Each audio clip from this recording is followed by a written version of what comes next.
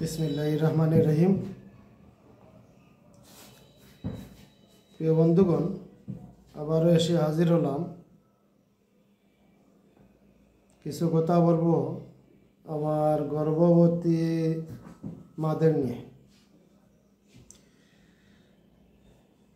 তো প্রিয় বন্ধুগণ, গর্ভ ধারণ করা একটি অনেক দায়িত্বপূর্ণ কাজ।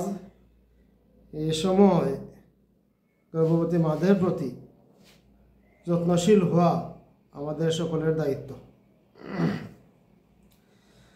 তো একজন গর্ভবতী মাকে গর্ভের প্রথম থেকে একজন দায়িত্বপূর্ণ হোমিওপ্যাথিক ডাক্তারের চিকিৎসাধীন রাখবেন, কারণ গর্ভাবস্থায় হোমিওপ্যাথিক চিকিৎসা করার সর্বোচ্চ পারফেক্ট টাইম।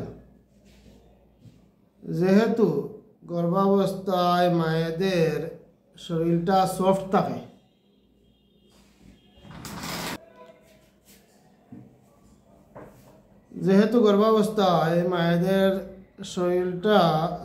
থাকে, তাই গর্ভাবস্থায় চিকিৎসা করলে গর্ভবতী মা এবং গর্ভের সন্তান একই সাথে সুস্থ হয় এবং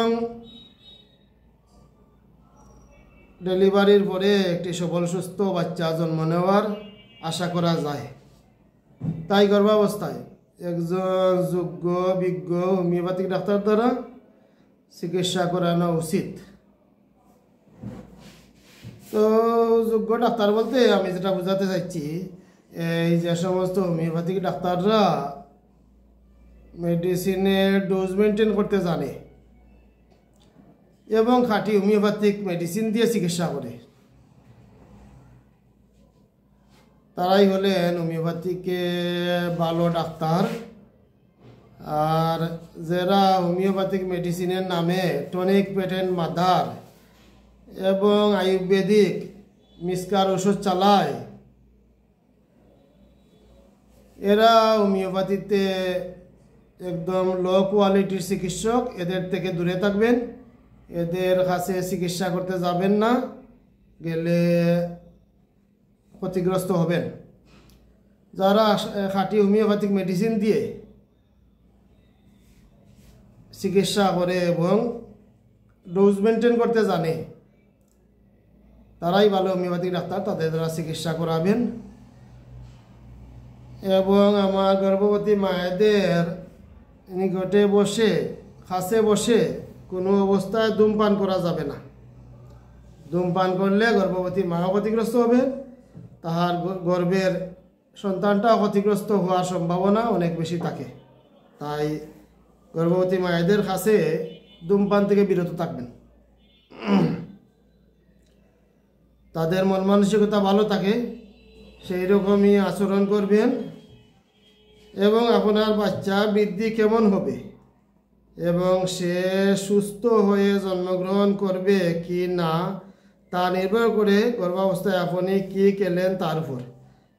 আপনার বিশেষ খাবার দরকার নেই, তবে নিশ্চিত করতে হবে যে আপনি বিভিন্ন প্রকারের খাবার খাচ্ছেন এবং তা পরিমাণ মতো হচ্ছে। এমন খাবার বেছে নিন যা আপনার ও আপনার পেটের বাচ্চা উভয়ের উপকারে আসে। ডাক্তারের পরামর্শ মতো কিছু খাবার বর্জন করুন যা আপনার গর্ভাবস্থাকে হুমকির মধ্যে ঠেলে দিতে পারে। প্রচুর পরিমাণে শাকসবজি এবং ফলমূল খান, কারণ এসব থেকে আপনি ভিটামিন ও মিনারেল দুইই পাবেন। আঁশযুক্ত খাবার খান, এতে করে কোষ্ঠকাঠিন্য হবে না, সেই সাথে খাবারের হজম ভালো হবে। খাবার খুব হালকা করে পানিতে রান্না করেন, যতটুকু সম্ভব মশলা পরিত্যাগ করুন।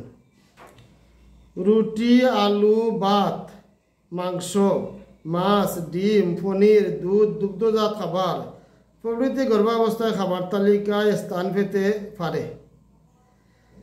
চিনি বা চিনিযুক্ত খাবার যেমন মিষ্টি, বিস্কুট, কেক, মিষ্টি জাতীয় পানীয় প্রভৃতি এড়িয়ে চলুন। গর্ভাবস্থায় খুব সামান্য চর্বিযুক্ত খাবার খাওয়া গেলেও অধিক মাত্রায় তা কখনোই গ্রহণযোগ্য হবে না। ভাজা পুরা খাবার একদমই খাবেন না। গর্ভাবস্থায় ভিটামিন ও মিনারেল জাতীয় খাবার গর্ভবতী মা ও বাচ্চা উভয়ের জন্য অত্যন্ত গুরুত্বপূর্ণ ব্যাপার। সবুজ পাতাযুক্ত সবজি, মাংস ও কিছু ফলে আয়রন থাকে, যা গর্ভবতীর রক্ত স্বল্পতা রোধে সাহায্য করে। সাইট্রাস খাবার যেমন টমেটো, লেবু, আমলকি প্রভৃতি ভিটামিন সির ভালো উৎস। এসব খাবার থেকে আয়রনের শোষণ ভালো হয়। দুগ্ধজাত পণ্য, মাছ, রুটি, সবুজ শাক, বাদাম, খাবারযোগ্য হাড় প্রভৃতি খাদ্যে ক্যালসিয়াম থাকে, যা গর্ভের শিশুর দাঁত ও হাড় গঠনে সহায়তা করে।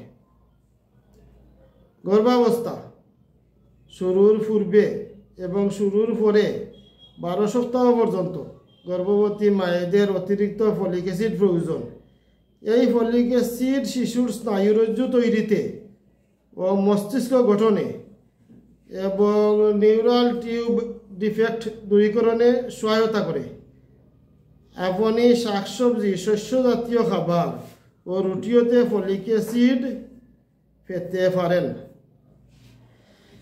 তো প্রিয় বন্ধুগণ, এই পর্যন্ত গর্ভবতী মায়ের সেবা যত্ন নিয়ে কিছু কথা বললাম। সবাই ভালো থাকেন। আসসালামু আলাইকুম।